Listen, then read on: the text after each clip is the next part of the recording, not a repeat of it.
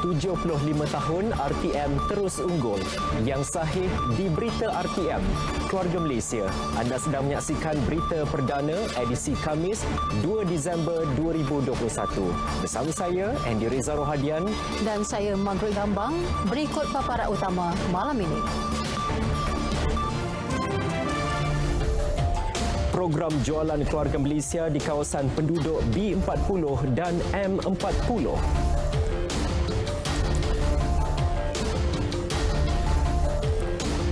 Susulan varian Omicron, aktiviti ibadah umrah jemaah Malaysia masih boleh dilaksanakan.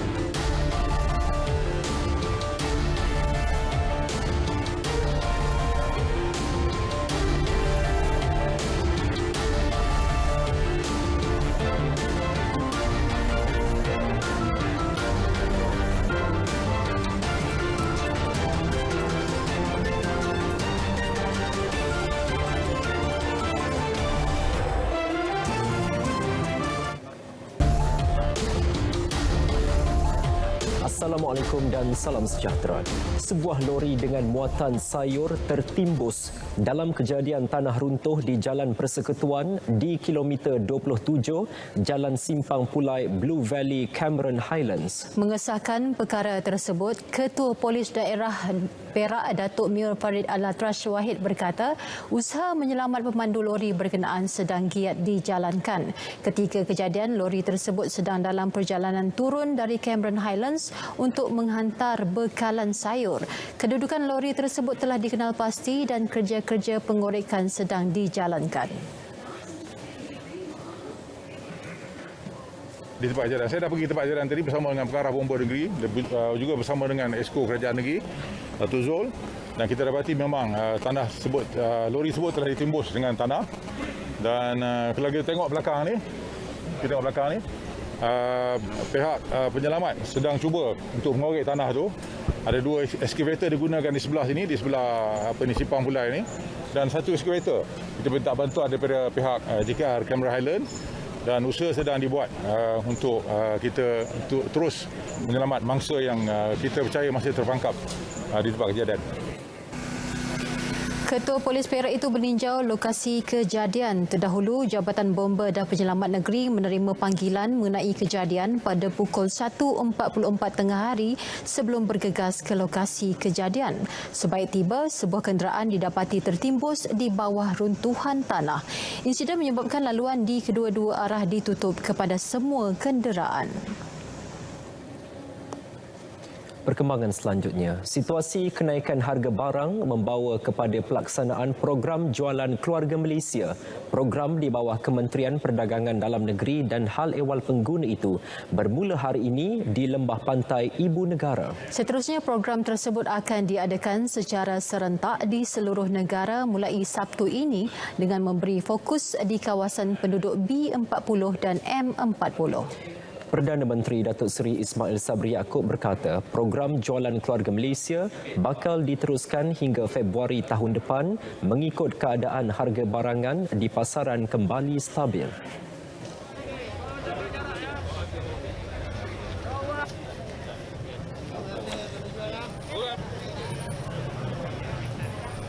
Program ini akan diperluaskan ke seluruh 222 kawasan parlimen. Semua. Bukan setakat di sini saja tetapi seluruh kawasan parlimen, dan rancangan awal ini 2 kali sebulan. Kriteria utama yang kita beri adalah kawasan B40 dan juga M40. Kawasan B40 dan M40. Itu sasaran awal kita. Kerana mereka yang terkesan teruk akibat daripada kenaikan harga barang, terutamanya selepas COVID-19 ini adalah mereka yang berada di peringkat B40 dan juga M40. Jadi Perdana Menteri terdahulu melancarkan program jualan keluarga Malaysia di Projek Perumahan Rakyat Kerinci. Pelbagai barangan dijual pada potongan 20 hingga 50% berbanding harga pasaran. Antara barangan keperluan harian yang ditawarkan termasuk telur ayam, ikan segar, cili merah, bawang besar, sardin dan susu pekat manis. Projek tersebut merupakan kerjasama pelbagai agensi kerajaan seperti Fama, Lembaga Kemajuan Ikan Malaysia serta pemain industri pasaraya besar termasuk Aeon, Maidin, Lulu Hypermarket dan ST Roshamad. Bagi penduduk lembah pantai, program jualan tersebut ternyata amat bertepatan di ketika situasi harga barang yang tidak menentu, apatah lagi lebih murah berbanding harga pasaran.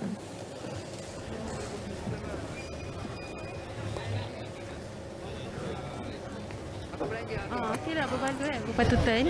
Murahlah daripada kat luar. Kalau boleh biarlah banyak program macam ni. Supaya yelah bagus untuk kita orang kan. Orang excited lah nak beli dekat murah kan, tak payah pergi pasar raya besar-besar. Sekarang pun musim Covid, orang tak pergi tempat yang ramai jauh. Rasa saya kalau ada macam ni sebulan sekali pun jadilah. Ramai juga orang boleh beli kan. Harga dia pun okey rasanya. Kalau dekat kedai-kedai memang semua mahal ini jam. Ini okey rasa.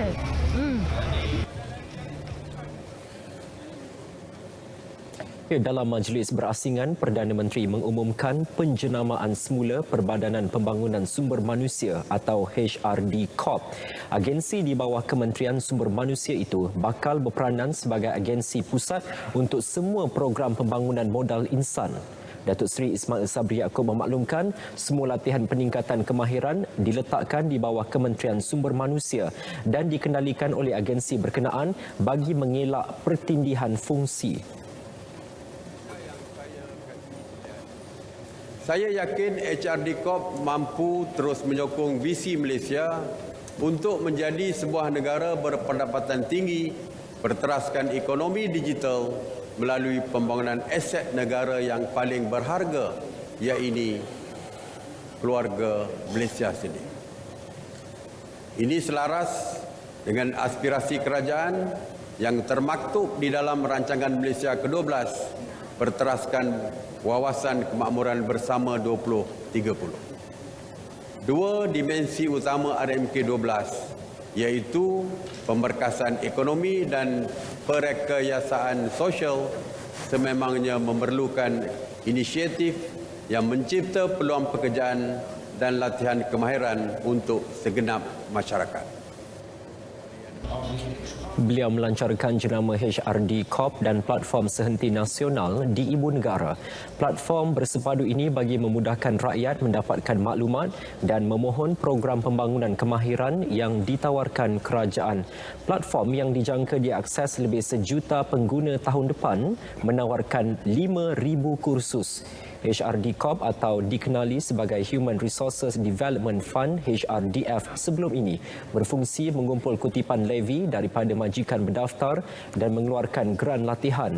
Tahun ini kutipan levy melebihi 673 juta dan dijangka meningkat kepada 680 juta menjelang akhir tahun.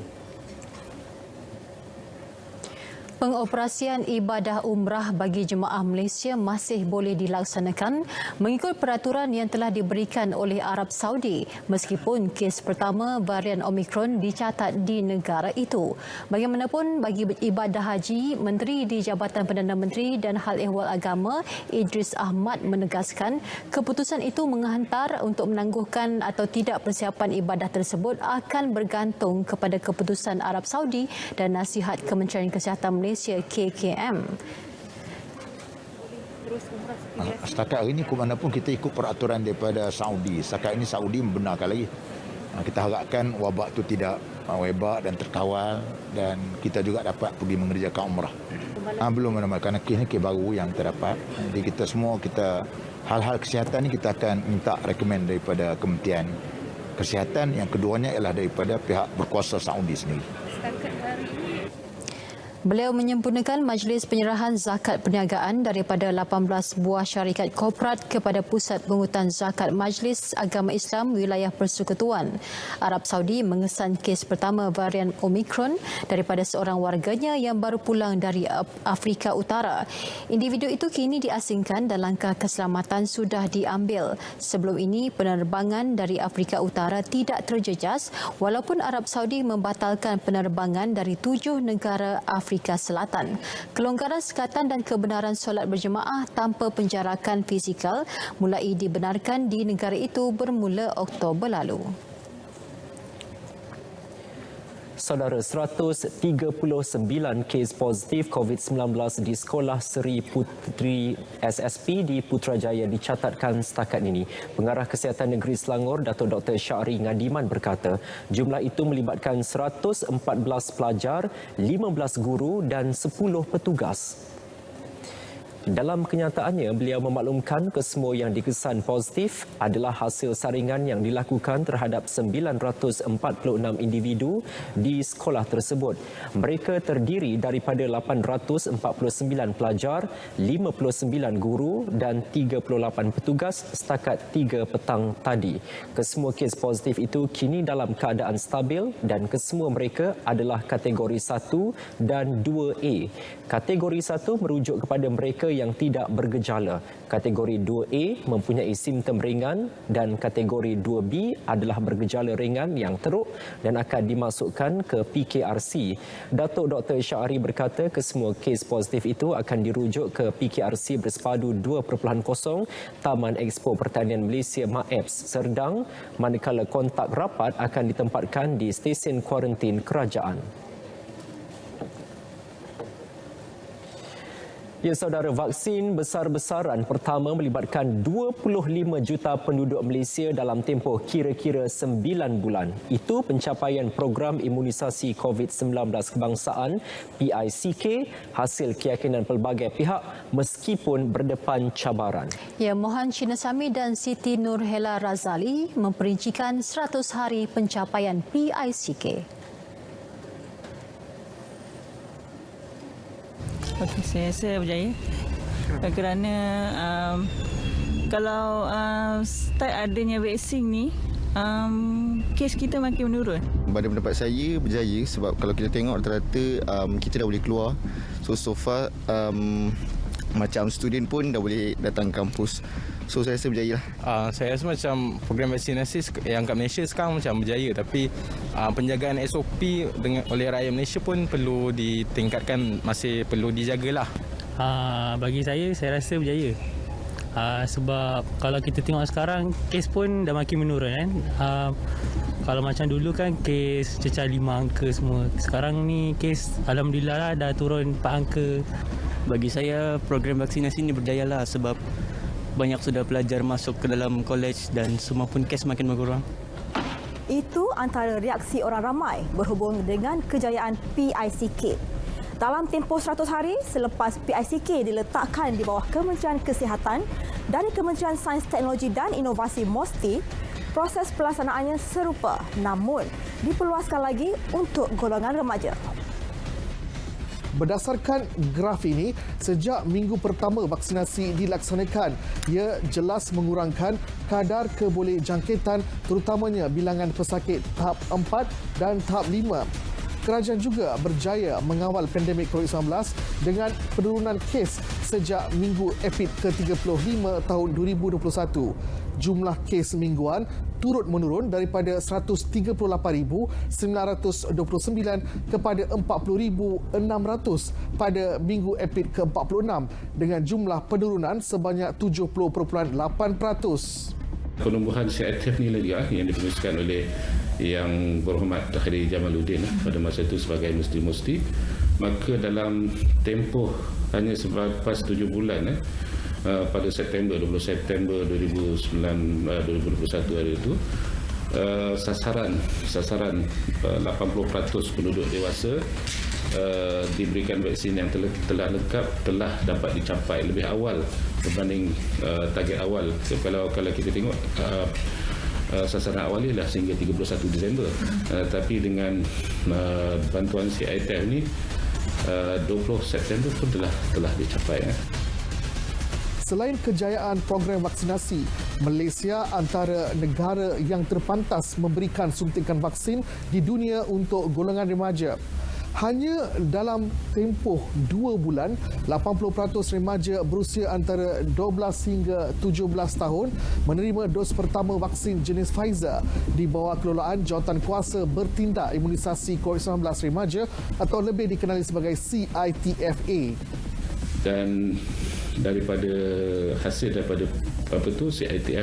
remaja ni, alhamdulillah sekarang ni pun dah 82% remaja telah mendapat vaksin yang lengkap, dan dijangkakan pada bulan Januari nanti lebih daripada 90% remaja akan diberi vaksin yang lengkap lah.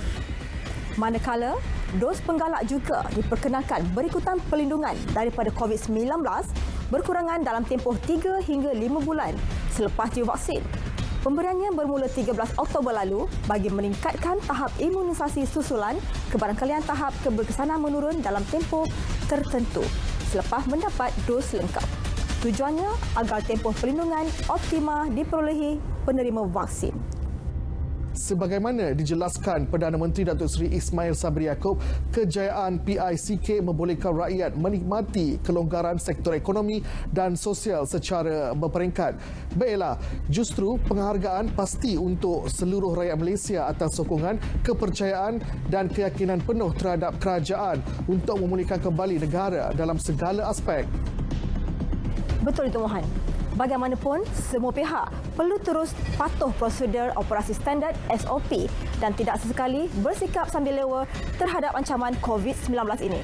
Saya Mohan Cinasami dan saya Nur Hela Razali, Berita RTM.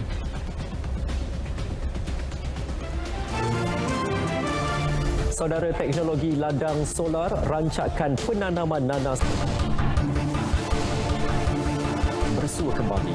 Penganjuran Konvensyen Produktiviti dan Inovasi Tahunan ARISE 2021 berjaya merekodkan penjimatan RM490 juta melalui 220 projek melibatkan sektor awam dan swasta. Program tahunan itu mengetengahkan inisiatif penambahbaikan elemen inovasi dalam meningkatkan produktiviti sesebuah organisasi. Jelas Timbalan Menteri Perdagangan Antarabangsa dan Industri Datuk Lim Ban Hong, pemain industri perlu melengkapkan diri dengan kemahiran baharu demi memacu negara ke arah revolusi industri 4.0.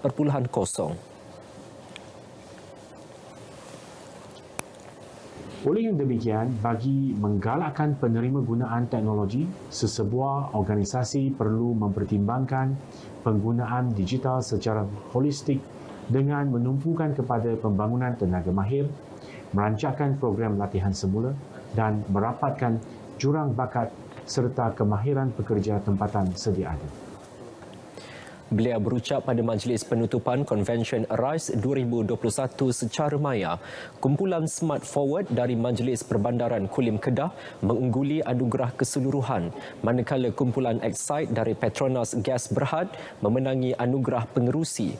Lebih 1,500 peserta dari 116 organisasi terlibat dalam program Anjuran Perbadanan Produktiviti Malaysia MPC yang berlangsung dari 15 hingga 18 November lalu.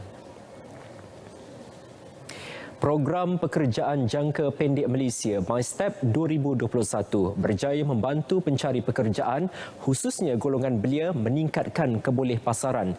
Terbaru 500 peserta MyStep diberi pendedahan selama 12 minggu untuk meningkatkan kemahiran digital masing-masing. Program dikenalikan General Assembly Malaysia dan Pilihan Wibawa Sendirian Berhad dengan kerjasama Khazanah Nasional Berhad. Pengarah Eksekutif dan Ketua Pengurusan Modal Insan Strategik Khazanah, Latifah Daud, yakin kemahiran diperoleh mampu meningkatkan kebolehpasaran graduan dalam era digital yang semakin berkembang.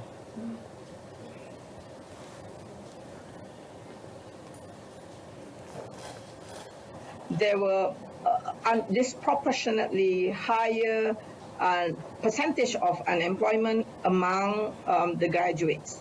So therefore, this program hope that we give you some additional skills and prepare the graduates to get new jobs that they otherwise would not have been able to get on their own. Beliau berucap pada majlis graduasi yang berlangsung secara maya. Terkini, Khazanah bersama rakan strategiknya telah berjaya melatih dan meningkatkan kebolehpasaran lebih 6,000 belia Malaysia menerusi program tersebut.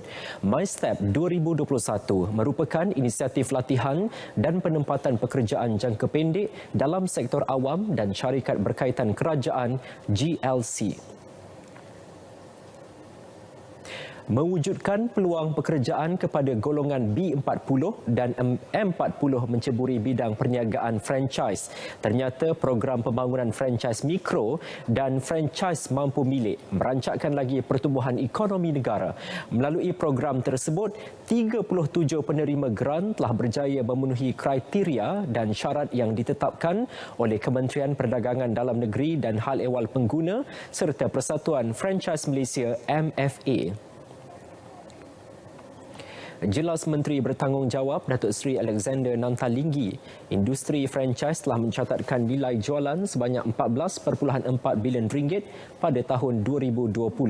Peningkatan 10% dari tahun 2019 melihatkan perkembangan industri franchise semakin pesat membangun.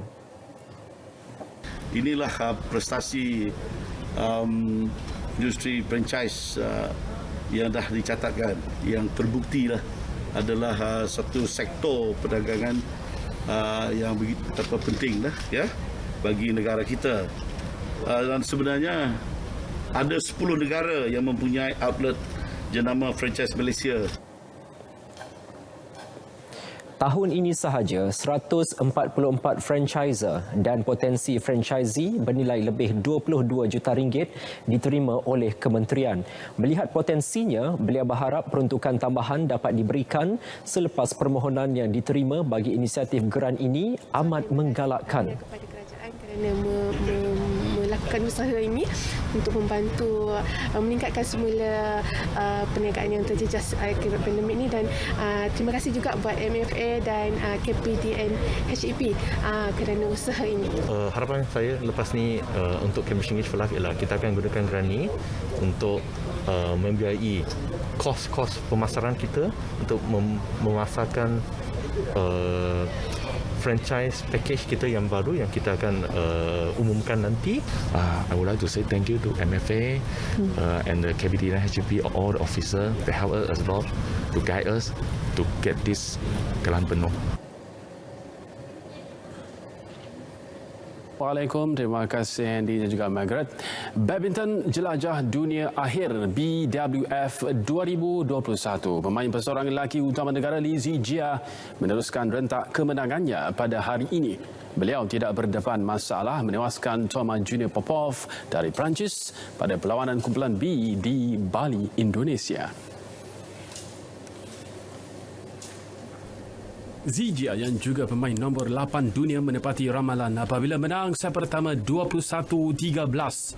Di set kedua, lawannya dari Perancis itu yang menduduki ranking ke-33 dunia cuba memberikan saingan namun gagal memberikan tekanan kepada Zijia sebelum kemenangan memihak Malaysia 21-19. Dan pada itu, tokoh badminton negara Datuk Lee Chong Wei menerima ijazah kehormat Dr. Sains Sukan daripada Universiti Sains Malaysia USM sempena upacara convocation ke-58 universiti berkenaan. Beliau menerima ijazah kehormat itu daripada Chancellor USM Tuanku Syed Sirajuddin Ibni Almarhum Tuanku Syed Putra Jamalulail di Istana Arau, Perlis hari ini.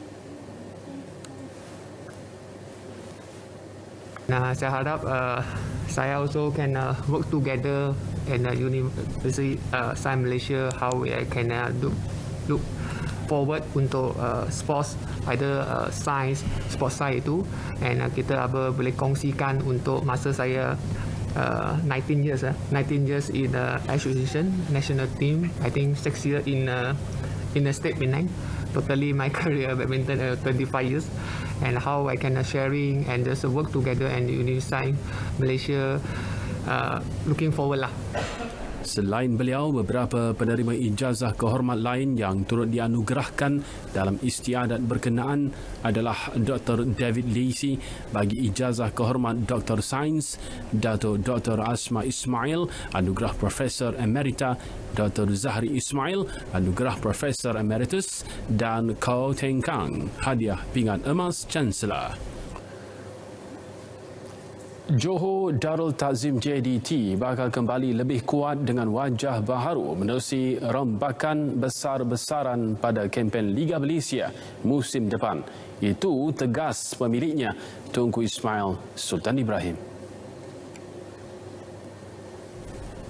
Dalam satu kenyataan di laman sosial Johor Southern Tigers, Tunku Ismail menjelaskan kekalahan 2-0 kepada Kuala Lumpur City FC pada aksi final Piala Malaysia Selasa lalu merupakan satu pengajaran buat kelabnya. Baginda mengakui juara Liga Super 8 kali itu terlalu selesa dengan pencapaian mereka sejak 3 musim terakhir, sekaligus tidak berbelanja besar membawa masuk pemain baharu.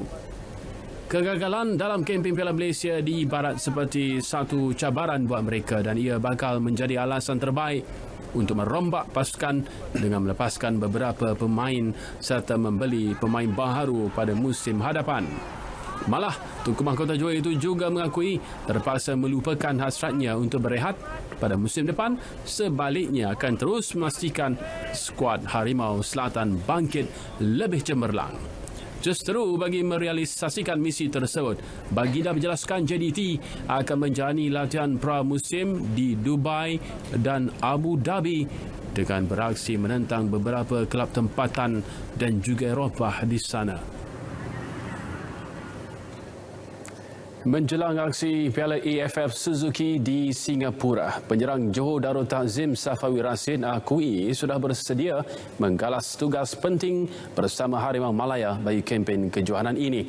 Menurutnya, gandingan pemain senior dan naturalisasi bakal menjadi formula terbaik bagi meraih kecemerlangan. Dalam masa sama, Safawi juga optimis pasukan kebangsaan mampu mengubati kekecewaan pada edisi 2018. Bagi saya, paling mustahak teammate perlu bantu, bukan saya seorang. Mungkin saya di AFF, saya on form, mungkin ada player-player lain yang on form. So daripada on form tu, daripada teammate sendiri.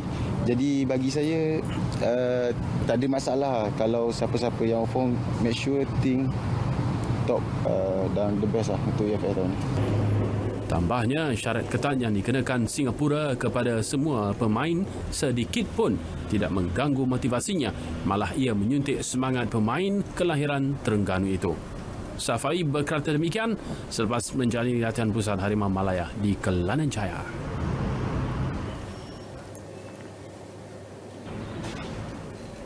Sementara itu, dua tonggak utama Kuala Lumpur KLCT FC, Muhammad Akram Mahinan dan D. Kenny Paraj yang membantu skuad ibu kota itu menjuarai Piala Malaysia 2021 paksa melupakan kempen Piala AFF bersama skuad Harimau Malaya bermula Ahad ini. Perkara itu dimaklumkan Ketua Jurulatih Skuad Kebangsaan Tan Cheng Ho. Menurut beliau, kecederaan serius yang dialami dua pemain itu memerlukan masa panjang untuk pulih. Ya, memang dua-dua ni tidak dapat pulih dalam masa yang terdekat lah. So kita terpaksa lupakan kedua-dua pemain tersebut lah. Dan of course kita mengharapkan pemain-pemain lain juga bersedialah dari segi mental dan fizikal lah untuk kempen AFF Suzuki Cup kali ini. Cheng Ho yang sebelum ini hilang khidmat penyerang Darren Lock akibat kecederaan otot perut, kini menaruh harapan kepada pemain seperti Badrul Bakhtiar, Muhammad Syafiq Ahmad, Junior Stal dan Muhammad Mukhairi Ajmal Mahadi untuk menggalas tanggungjawab di bahagian tengah. Piala Suzuki AFF dijadual berlangsung 5 Disember hingga 1 Januari 2022. Pasukan Liga Malaysia kini rancak membuat persiapan bagi menghadapi kempen musim depan. Tidak terkecuali naib juara Liga Super Kedah Darul Aman KDAFC yang dilihat membuat rombakan pemain apabila tidak menyambung beberapa tonggak utamanya. Selain Badrul Bakhtiar yang kini sah menyertai Sabah FC, 4 lagi pemain yang tidak akan bersama Kedah musim hadapan adalah Muhammad Fairuz Zakaria, Muhammad Faizat Ghazli, Muhammad Fandi Osman dan Tam Siang Seng. KDA FC dalam kenyataan memaklumkan pertahanan kental Rizal Ghazali pula memilih haluan baharu walaupun khidmatnya masih diperlukan barisan kejurulatihan. Dalam masa sama, skuad hijau kuning juga sedang berusaha mengekalkan khidmat pemain pinjaman Rodney Calvin Equensive.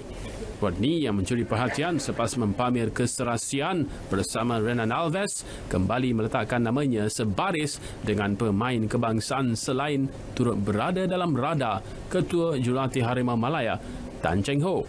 Tamat kontrak pinjaman bersama KDA FC musim ini, Rodney akan kembali ke pangkuan Selangor FC dan hanya masa yang akan menentukan jodoh beliau bersama KDA FC atau sebaliknya. Bagi memastikan murid sentiasa kekal aktif ketika pandemik COVID-19, penganjuran sukan secara dalam talian dilihat sebagai platform terbaik bagi menonjolkan bakat sukan masing-masing walaupun berada di rumah.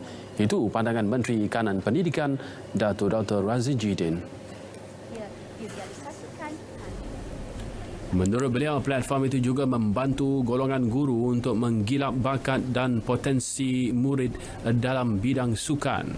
Kemahiran sukan yang dipertandingkan secara rakaman video ini boleh dijadikan sebagai platform untuk mengenal pasti bakat baharu dan mempersiapkan atlet murid untuk bertanding dalam mana-mana kejohanan sukan akan datang.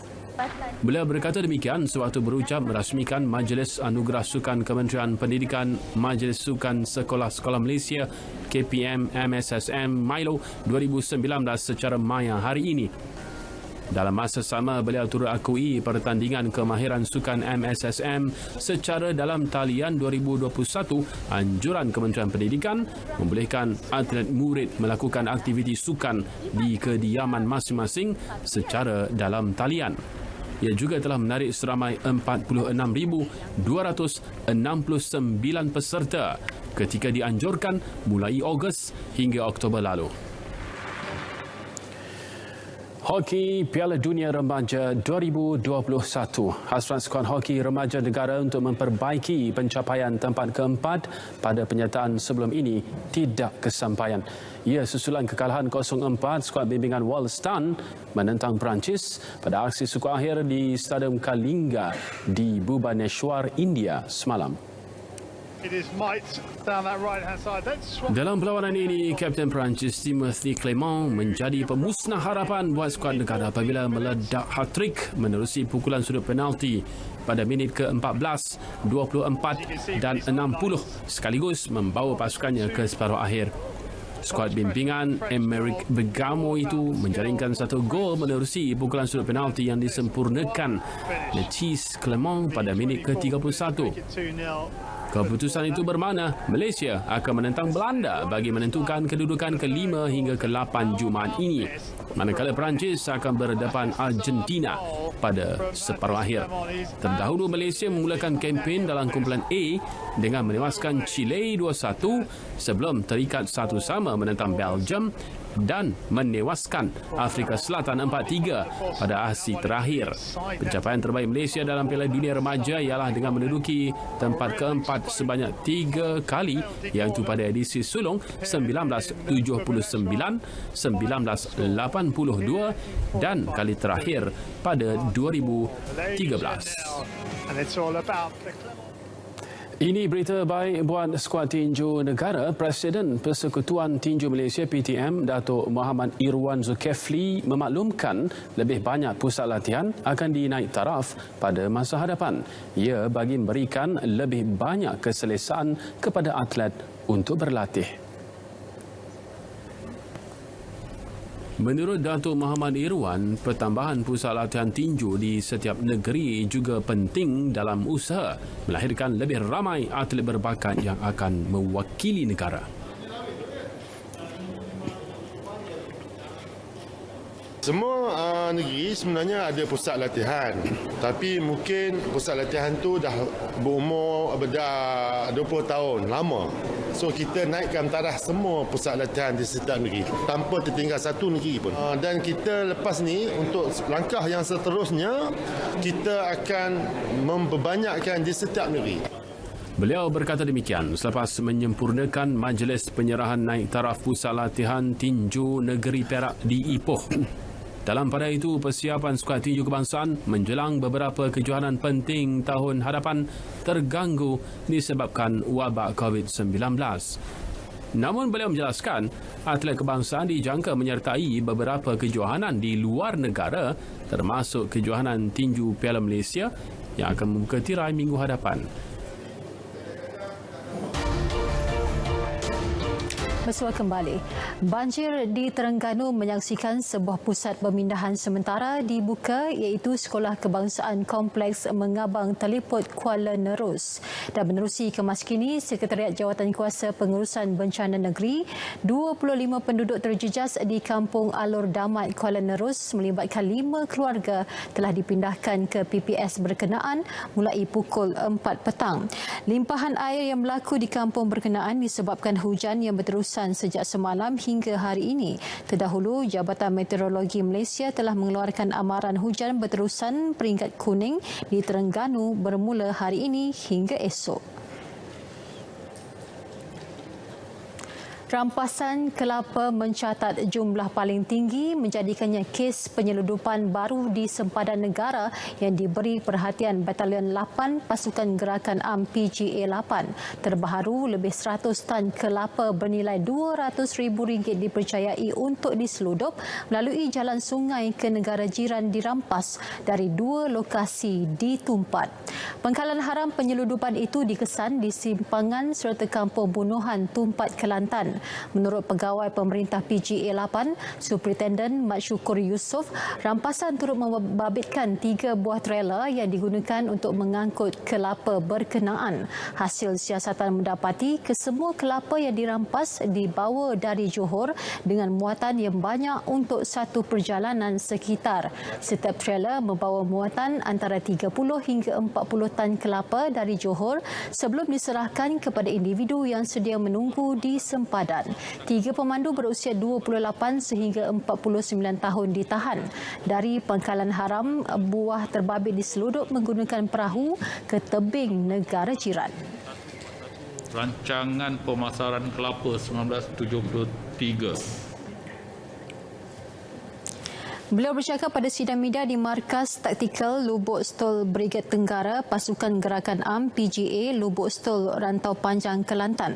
Sejak PGA 8 mengambil alih tugas untuk ops sempadan penting COVID-19 di sempadan Malaysia Thailand 17 November lalu, sejumlah 57 kes penyeludupan dengan nilai rampasan lebih 4.8 juta ringgit berjaya ditumpaskan. Memorandum persefahaman di antara Malaysia dan Indonesia mengenai penggajian pembantu rumah asing telah tamat pada tahun 2016. Buat masa ini, kerajaan masih berunding dengan kerajaan Indonesia bagi mencapai kesepakatan untuk memeterai perjanjian baharu. Namun jelas Timbalan Menteri Sumber Manusia Datuk Awang Hashim, walaupun agensi pekerjaan swasta tidak dibenarkan membuat pengrekrutan pembantu rumah dari Indonesia, kerajaan tidak menghalang mana-mana agensi pekerjaan swasta membuat pengrekrutan dari negara sumber yang lain. Kerajaan menerusi Jabatan Tenaga Kerja mengeluarkan lesen kepada agensi pekerjaan swasta yang ingin menjalankan aktiviti merekrut pembantu rumah asing untuk bekerja di Malaysia. Sehingga 30 September 2021 terdapat sebanyak 773 agensi pekerjaan swasta yang aktif di bawah kategori B dan C. Berdasarkan data Jabatan Immigration Malaysia ataupun JIM, sehingga 31 Oktober 2021 terdapat seramai 88,752 orang pembantu rumah asing sedang bekerja di negara ini. Beliau menjawab pertanyaan Wakil Seputih Teresa Kok Suh Sim. Yang di-Pertuan Agong Al-Sultan Abdullah Riayatuddin Al-Mustafa Billah Shah berkenan mengurniakan darjah kepahlawanan pasukan polis di KPP 2021 kepada 220 penerima pingat. Penganugerahan pingat di KPP diberikan kepada pegawai dan anggota lain-lain pangkat yang berkelayakan di atas jasa dan pengorbanan yang dicurahkan di dalam perkhidmatan polis di Raja Malaysia. Istiadat berlangsung di Balai Rong Sri Istana Negara mendahului senarai 12 penerima darjah Panglima Gagah Pasukan Polis PGPP ialah Timbalan Ketua Polis Negara Datuk Seri Mazlan Lazim. Penerima lain termasuk Pengarah Jabatan Pencegahan Jenayah dan Keselamatan Komuniti Datuk Ramli Din, Pengarah Jabatan Siasatan Jenayah Narkotik Datuk Razaruddin Husin, Pengarah Pengurusan Datuk Zaini Jas dan Pengarah Jabatan Siasatan Jenayah Datuk Seri Abdul Jalil Hassan. Turut berangkat sama Raja Permaisuri Agong Tunku Haja Azizah Aminah Maimunah Iskandariah. Pada istiadat itu, Seri Paduka turut berkenan mengurniakan darjah Panglima Setia Pasukan Polis kepada 48 penerima, darjah Pahlawan Pasukan Polis 56 penerima dan darjah Kesatria Pasukan Polis kepada 17 penerima. 84 penerima dianugerah darjah Bentara Pasukan Polis dan 3 orang dianugerah darjah Pingat Keberanian Polis.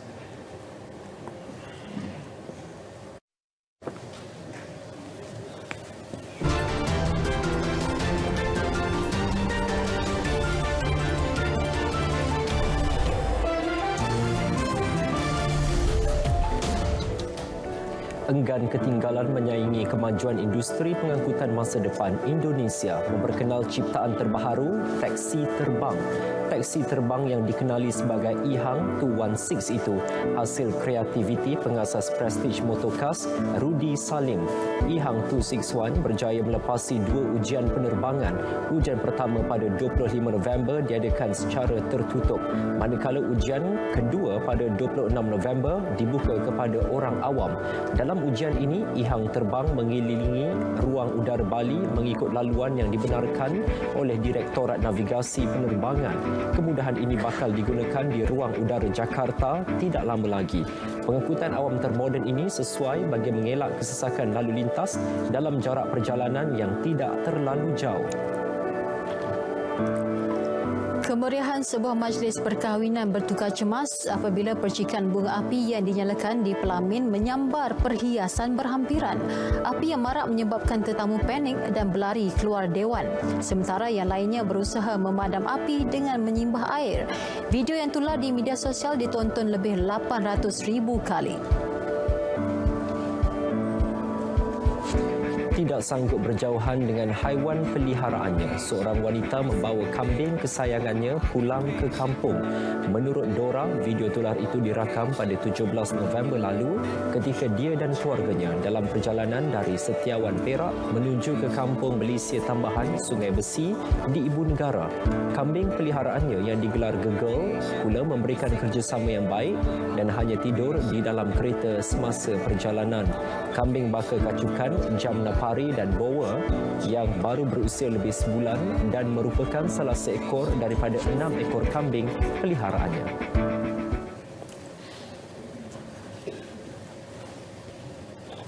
Saudara, paparan hashtag itu tadi menutup tirai berita perdana edisi Khamis 2 Disember 2021. Terus amal kawalan kendiri, lindung diri, lindung semua kerana kita keluarga Malaysia. Yang sahih di berita RTM. Assalamualaikum. Salam hormat dan jumpa lagi.